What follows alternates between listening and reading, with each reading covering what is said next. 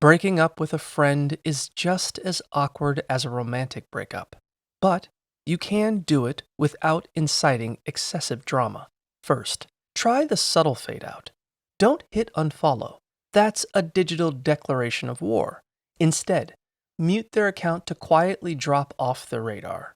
If they ask, just say you're doing a social media detox. When they invite you out, keep it light. Sorry, I'm literally fighting for my life with this schedule right now.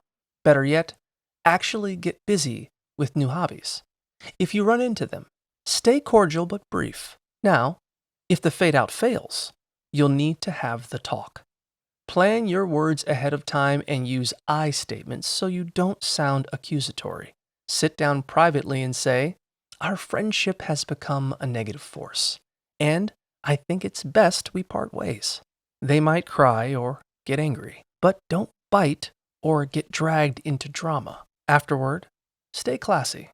Don't gossip, and give a polite nod when you see them.